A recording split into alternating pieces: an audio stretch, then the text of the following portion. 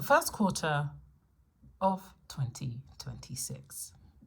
So we're looking at January, February, March, just a tad bit of April. But first, before we do that, I think it would be good to show where we were at in the year 2000. Now, I say that to say because the year 2000 was going from analog to digital. And then we had 20 years to get to 2020, where we started to develop and stabilize this digital age that we're in, but then move into something else. So the first 20 years, that interim of 2012, where we had the Olympics, where we had Venus coming into play, into vision, and that was a big phenomena because that we will never see Venus that close to the sun in our lifetimes ever again. So there was a lot of even celestial things that are happening, digital things that were happening in 2012. And then from 2012 going onwards, we had this kind of new world of how we were going to live with this technology that had embarked. And I believe, if I'm correct, 2012 was when Instagram came along as well. So there was a lot of new initiatives coming through based on the old initiatives, or like the initial ideas like Facebook and I don't know, High Five, and what's the other one? all the other like initial platforms. And we were moving away from that and going to new spaces. And the reason why I'm bringing that up, because I do feel like 2020 is a point of reference to 2000 in terms of we're going into a new space. And so we could look at the themes that happened from 2000 to 2020 to the next 20 years will be 2020 to 2040. Now, I talk about 2014, you might be like, oh, what? And I'm like, hold on, I'm going to show you a little tidbit of something, right? But now that we're in 2026, we could look at possibly the themes of 2016. And we'll talk about that a little bit later, but just follow me as we go through this part here. So we would say the equivalent of 2012 would be our current upcoming, maybe 2032. And that could then show themes of new platforms, new things that maybe the things that we already hold, that we're already secure with, like our phones. This is like steadfast. We've got them with different sizes. We are, interacting with media in a different way. Terrestrial TV used to be a thing, and now it's not so much. That everything's moved digitally now. So 2026 is a very, very interesting year. I know a lot of people are talking about, oh my gosh, it's the year of the fire horse and la, la, la. I haven't done enough research on it, so I'm not gonna kind of preface with any of that kind of stuff. What I am going to do is look at what I understand at this present time and what I've understood even from 2000 and other data that I've looked at. Now, when we look at 2040, if you saw my last video talking about Three-Eye Atlas and the themes of 2026, I spoke about planetary parades and the great conjunctions and the celestial signators about what that means. Now, what is very interesting about planetary parades, as I said in my Three-Eye Atlas video, it was an idea of illusions or kind of reorientation of the new. Now, upcoming February 28th, 2026, I like to call this planetary parade a soft reset. What's a planetary parade, some might say? And it's typically when planets are in alignment in the sky, or visually you can see them in the sky and they look like they're aligned. They're not, but it gives the illusion of such. And that's what we call a planetary parade. And I've kind of, based on the historical understanding of planet parades across time, it does look like it's just a changing of like a business where they say, hey, under new management. It's kind of giving that. It's a soft reset. It's good. Is similar rules. The rules are still in place, but somebody else is managing it. So yes. So that's what I call a soft reset. So I bring this up to say February 28th, 2025 also had another planetary parade. It also had a soft reset on February 28th. But this time this had 7 planets, whereas this upcoming month it will have 6, and the rest of them will have 6. So February 28th, 2025 was a very rare time to have Mars was the extra planet for this planetary parade. Then in 2026 we have it this upcoming month. Then 2027, February 28th, we have another planetary parade, 6 planets again. And then what's interesting is 2028, the planetary parade happens later in October, which to me could signify that there is a lot more packed in to 2027 than maybe 2025 and 2026. And we already know that 2025 there was a lot of things happening, a lot of events. And I think we're becoming almost used to it, right? This is probably like the new normal. Whereas like when we're thinking about technology and we're thinking about, let me see, the changing of technology in terms of from 2000 to like 2012, we were starting to just get used to it. This is why I said, the digital world was becoming stabilized. We're like, okay, this is normal now. We have color screens on our phones. We have these apps and these new apps, and we taking photos of our lunches and all this kind of stuff. And we're just getting our feet wet, And so I feel like even with this kind of like, there's always something every minute. There's always something, and we're always like just being informed of these things. I think we're just getting adjusted to this new way of like pace and this new management that is going to take place as well, that I guess will impact all of us, And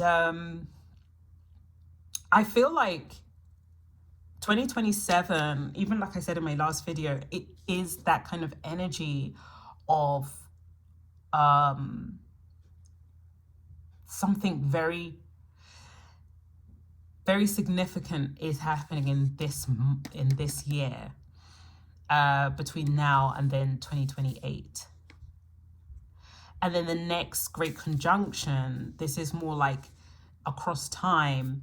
History has shown that great conjunctions mean very big things. So like 2020 was a great conjunction, and we knew 2020 of March exactly was a great conjunction, and we knew this is when we had the pandemic, and then we had another great conjunction in 2000. So these 20-year increments are very interesting in terms of looking at where we're at in terms of this year. This is the 1 year. It's like the new beginning. And yeah, it is, because it is kind of setting the tone for what we're about to embark on when we it's like we're still softening up what we're about to embark on when we get to 2032, right? There's a lot of new digital, it's like now that we're looking at things from a digital perspective, when we're thinking about our phones, the initiative, it feels like, anyway, and even from my research and my experience, that phones will now be able to communicate, and we're going to use this technology to communicate in different ways. So another theory of, again, from what I personally have understood in the industries I've been in, is that when we think about agriculture, when we're thinking about food, when we're thinking about air quality, we're looking at it in a different way, and we're using technology, and we're using the idea that the next generation is going to be very heavy on that, and the other surrounding generations kind of just have to get hip to it.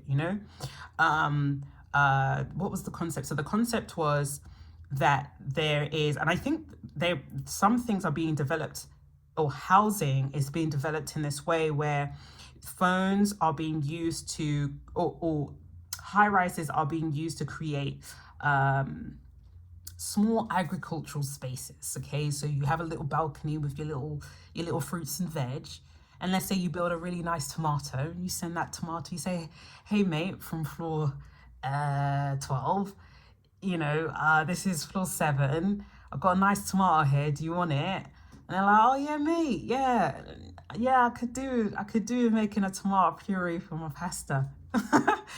And that's basically what this new initiative is, using technology for communication, for health, for well-being, but on a different level. And when we're talking about electromagnetic fields, that's why I think even, I don't know if it's Back to the Future, or am I saying that right?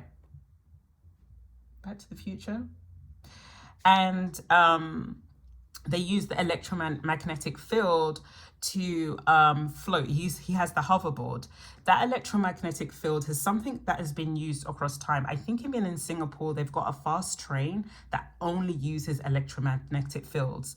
They don't use a track and it's one of the fastest trains. And that technology is being expanded, and that's something that I've understood probably even like in 2018. This was being developed before I even looked into it in 2018. So there's a lot of initiative that, if you even go to different countries like Singapore, for example, who are very kind of advanced in their initiative and their approach, a lot of that is going to be trickled down into other areas in other parts of society. And so a lot of the things is, you don't need a mystic ball.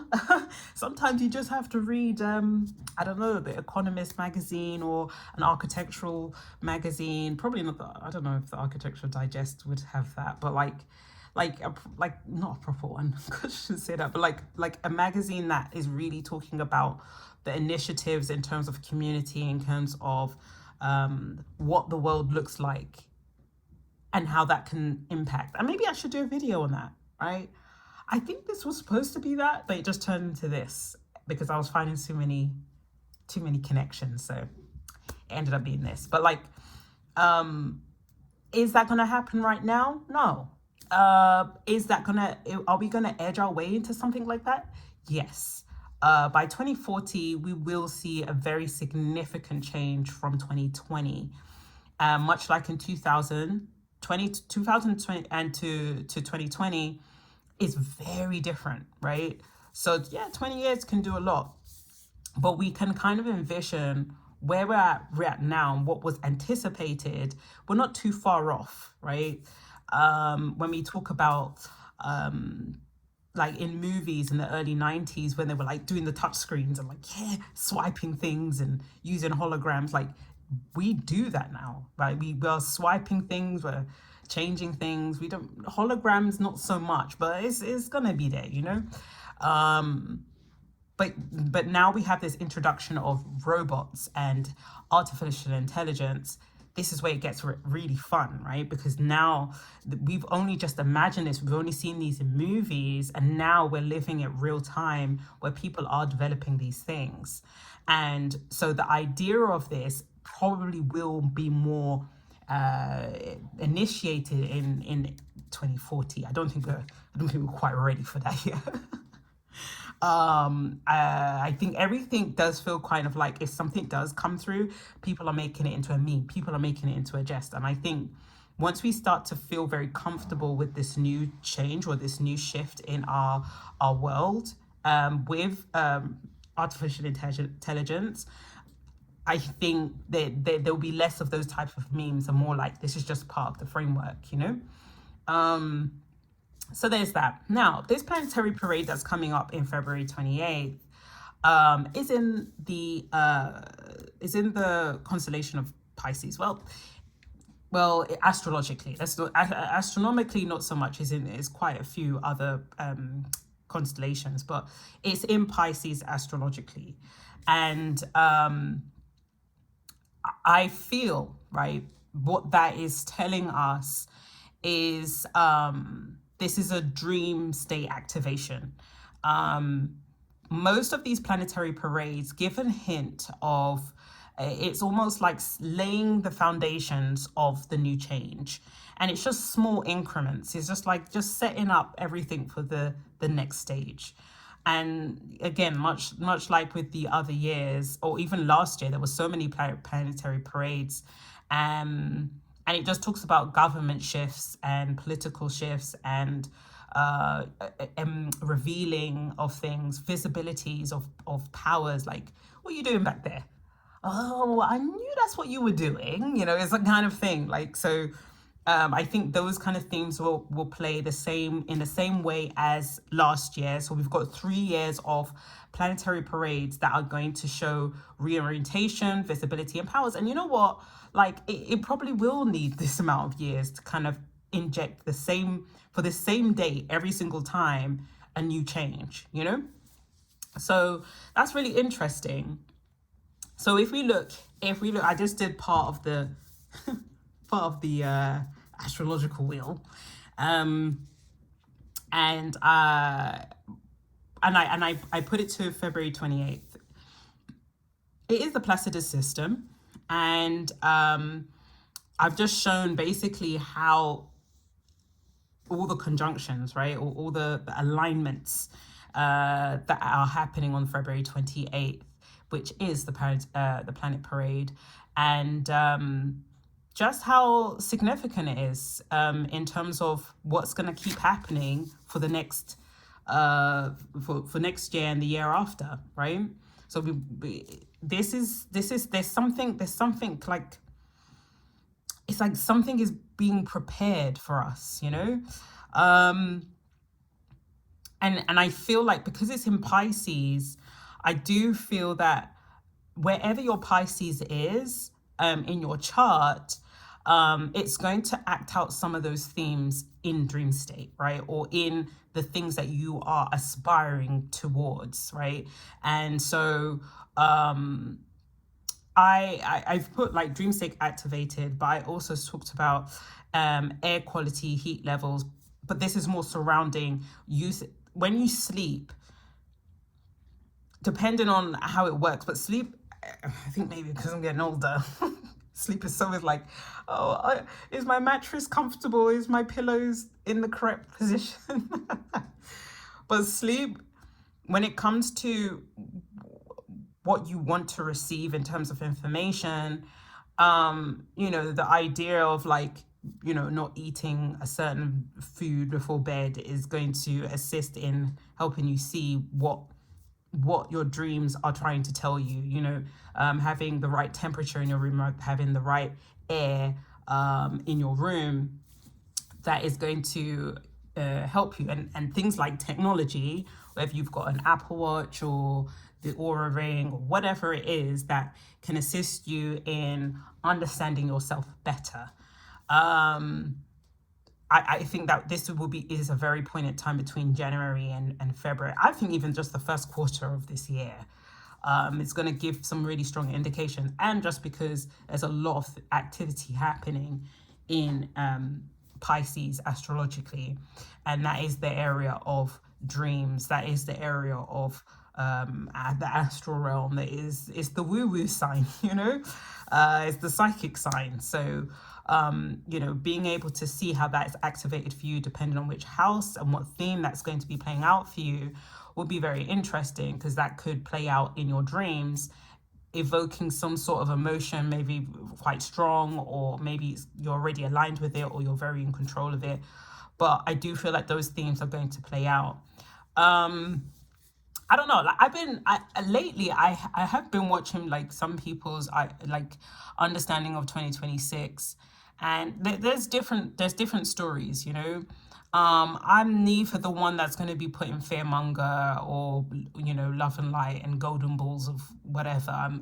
I'm just more like looking at the stats, right? This is what this is saying last year. This is what it said the year before. How about 10 years back? How about 20 years back? And if those are mirroring some themes, I'm gonna know that maybe we might see something like this going forward. And it's something for you to know on your personal journey, whether you're journaling or you're just new to astrology or whatever. But yeah, and I don't know, like we just had a supermoon, and even when I saw the moon, and I saw the last of it yesterday, I saw that there was a star, but it's actually a planet, but like it looked like a star. And I was like, it was directly under the moon. And even when I looked on the astrological, when I looked at it astrologically, you could see that Jupiter is conjunct the moon, right? Or close enough to the moon. And I was thinking, and the way it even shows visually, it was just like a direct, it just looks so symbolic. And because astrologically it's in Cancer, it gives this this almost like this prelude of emotion, right?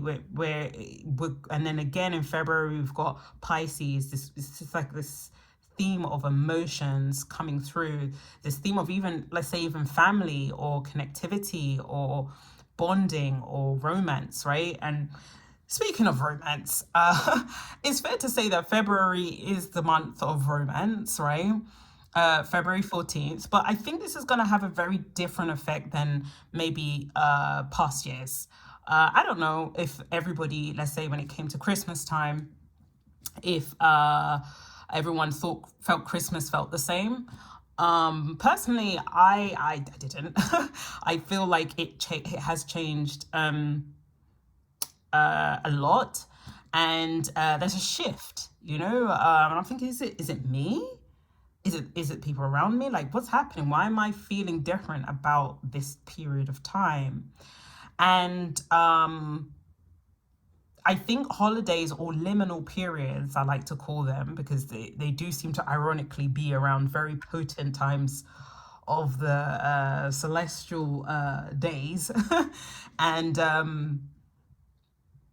I said, okay, maybe there's something that I need to change about this time, to align with whatever's changing, so that it doesn't feel off anymore, And much like with February 14th,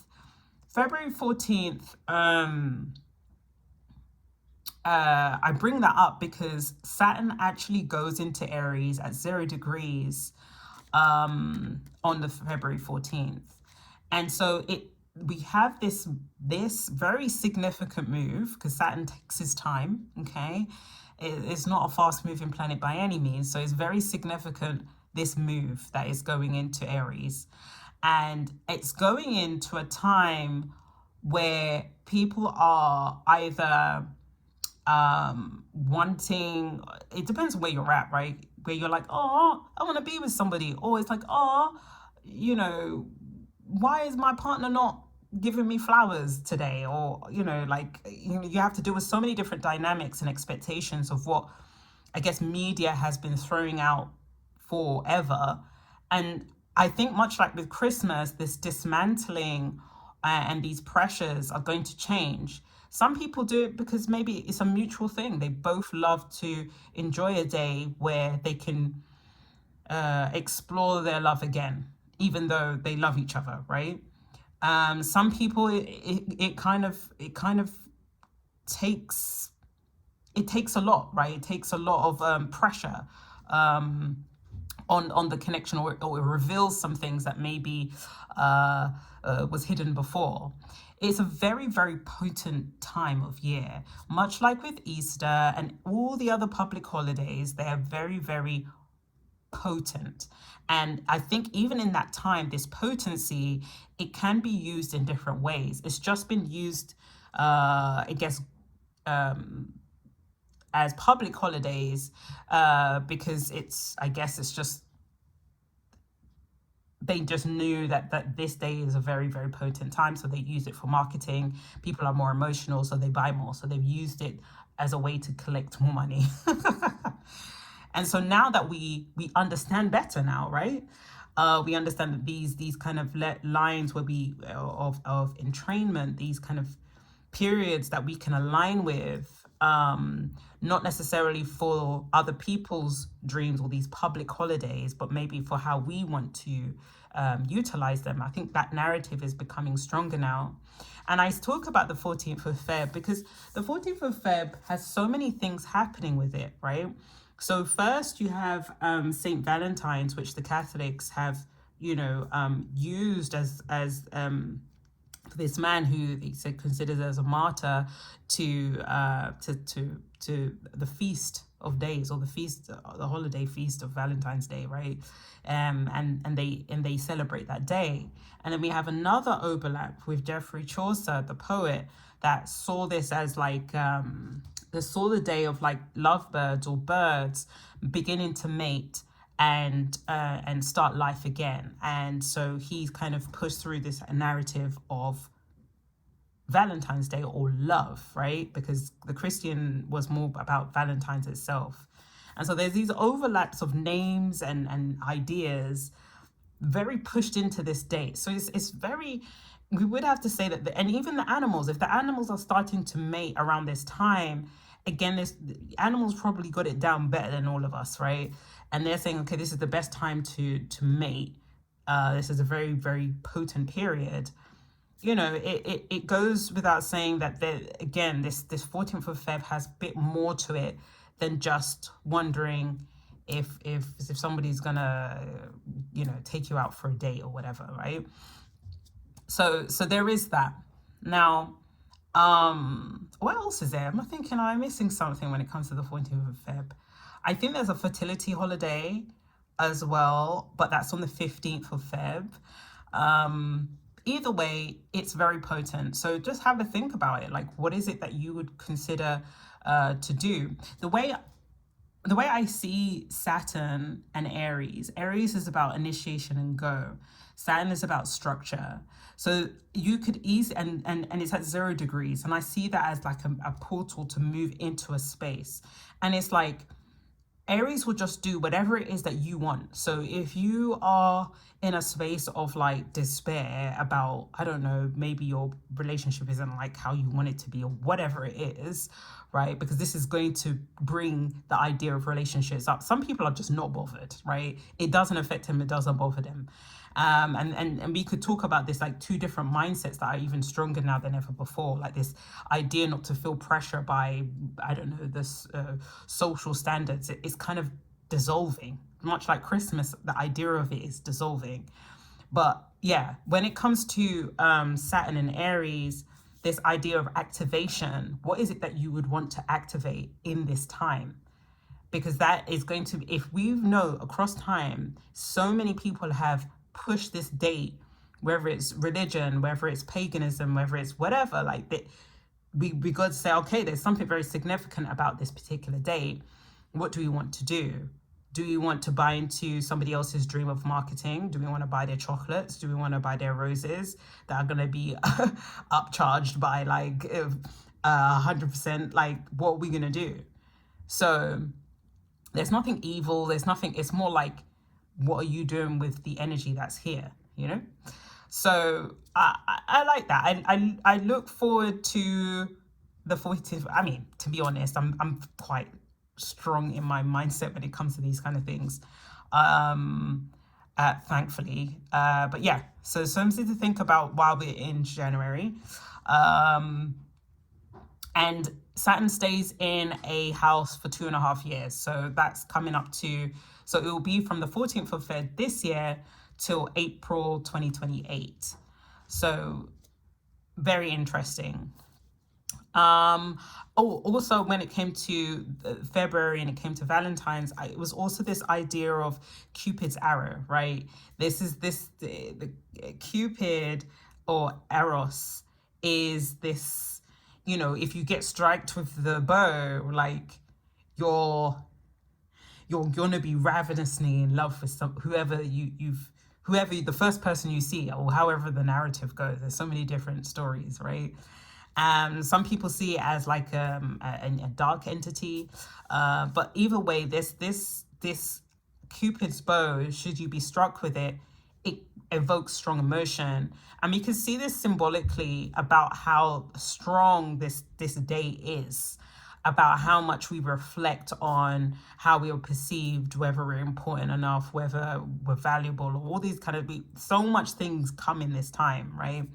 And it's about just looking at it from a symbolic perspective and seeing, okay, right, this energy or this shift from Saturn into Aries is also holds the bow, also shows action. So we got these two things playing together in this portal of 0 degrees that we're going into. And it's like, what cycle do you want to start off with? Do you want to start off with mourning, or do you want to start off with a new initiative, a new idea, or I don't know, a new family? Because even when I saw this, I was like, oh, maybe there's going to be some babies. Another baby boom. But maybe not, right? But it is about fertility. And then we have the next month, which is in March, with other themes again, right? And so it's like so March 15th, we have Mercury conjunct Aries, right? So we've got this extra theme playing where Mercury comes into play, and Mercury gets about, and I think where we have Mercury here, it's now talking about the conversations that but what conversations are we having?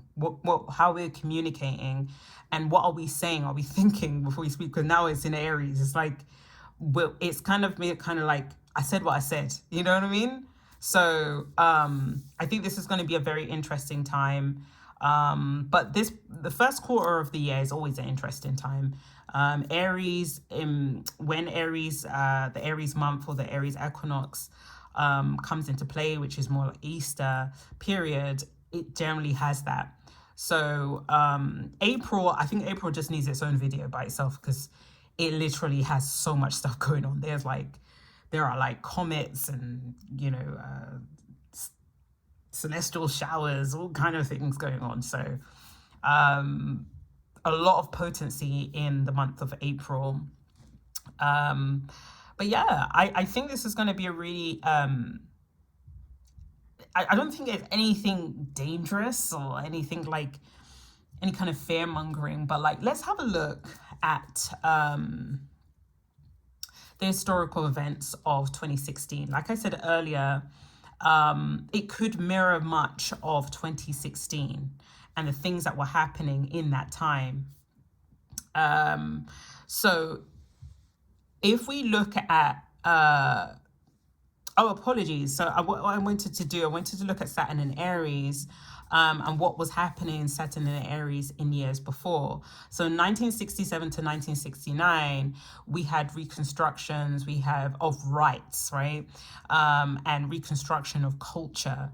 And then also in 1996 to 1998, we had, companies coming more to the forefront, like tech, new different companies. I think before we just had, was it Microsoft? And I think actually there was one before then. But we had this new initiative of new companies coming to the forefront. There's a cultural shift in media, and it was being, kind of trickled down to your regular people. So if that was happening with Saturn going into Aries, and now we've got 14th of February, Valentine's Day, with Saturn going into Aries at 0 degrees, then it would mean that there is, historically, is telling us that there is a restructuring of sorts. And around that time, that will be the beginning of this new way of seeing something, a cultural shift in and maybe even new apps or new developments or new, I would say new apps. I'd say that, like new companies that maybe we're used to one company, but now a new one is coming in, or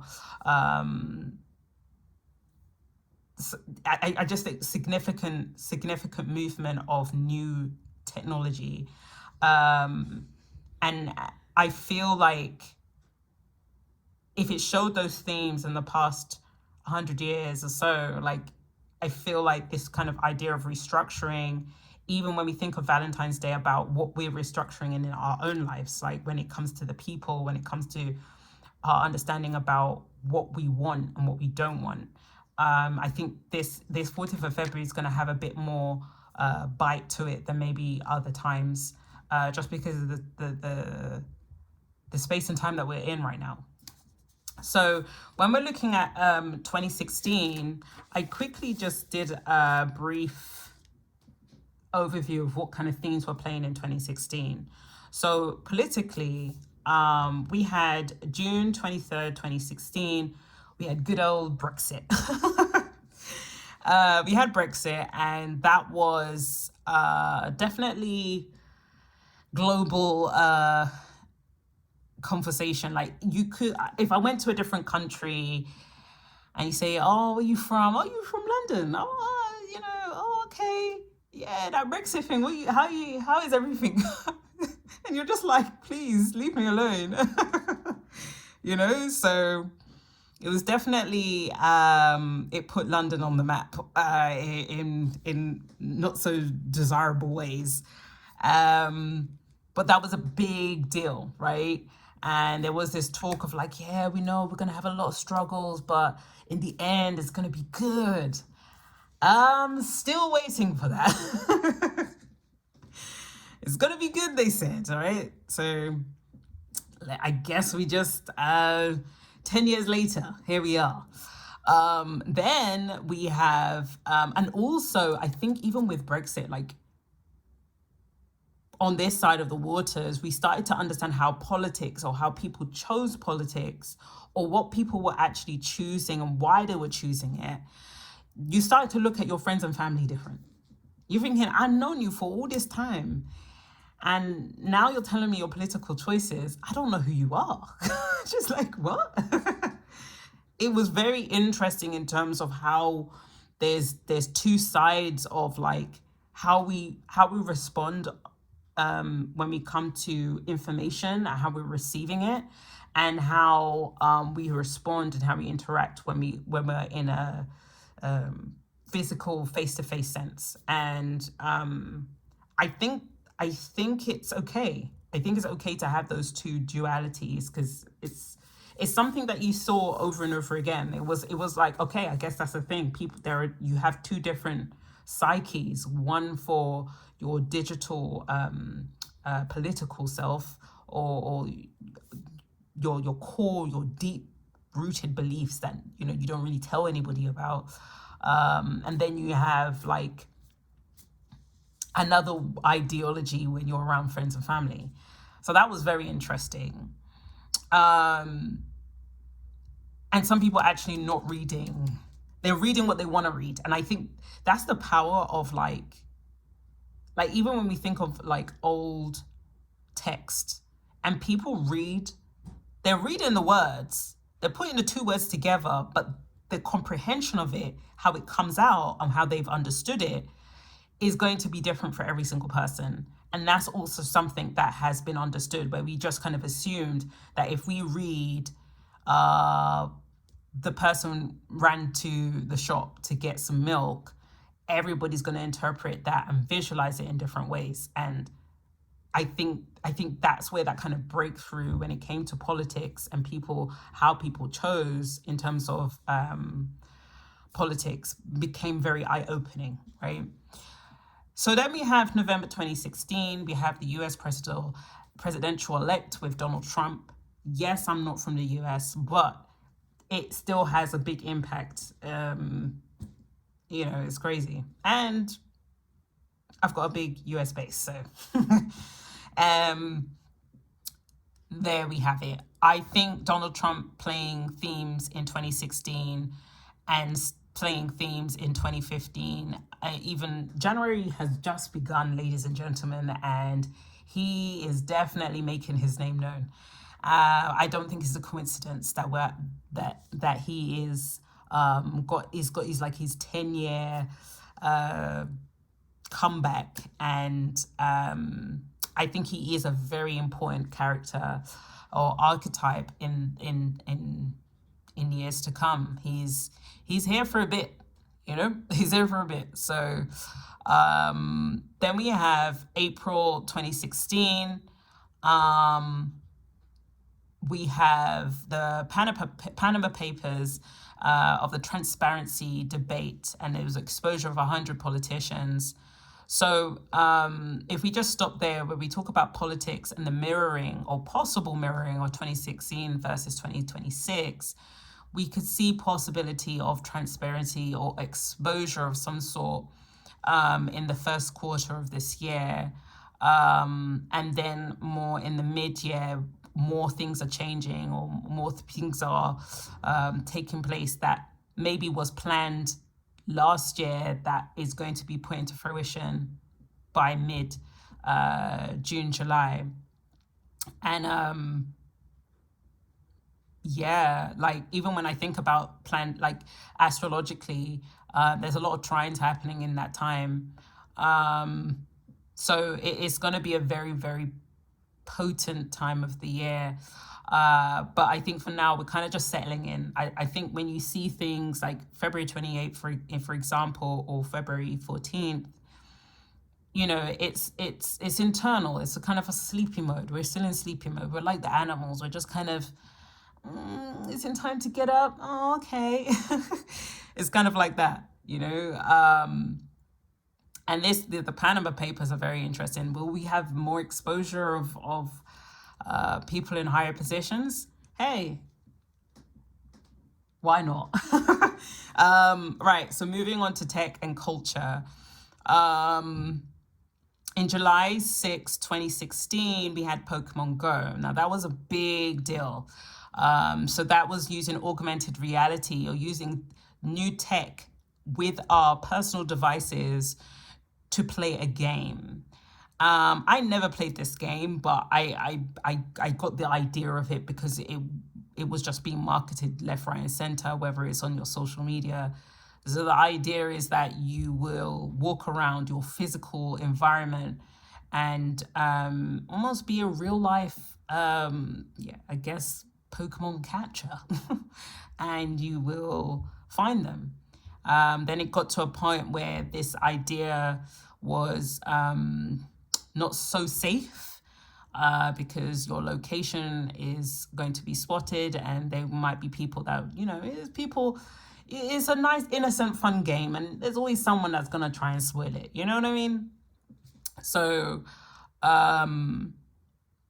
the idea of new tech being implemented for gaming, but also being implemented for data research and how well, I guess, GPS or GPS systems work. It gets really interesting. I also noted that Prince died that time as well in 2016 and in April 2016. So there was a lot of very significant, and he was very significant, he's a very talented man. And even his death itself also shed light into things that weren't necessarily justified.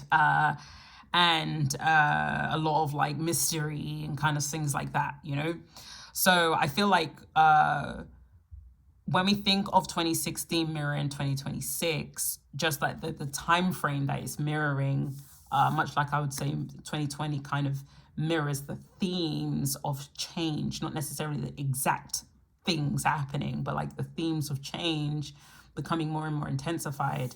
We're kind of just warming up. I don't think anything really big is going to be happening until like maybe 2032 or 2040. I think we're just kind of like just warming up. Just like 2016, we were warming up with just different ideas, different political movements that are going to make a big impact for us for the next year. Just like Brexit, we're still feeling that, guys. I'm just letting you know from this side. So, I think that is my 2026 first quarter.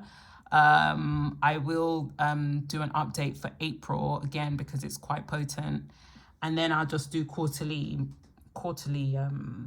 findings, I guess. But yeah, that's all. Going forward, I am thinking about doing numerology. I cannot wait for that. Oh my gosh. So look out for that. And yeah, stay tuned and take care. Bye.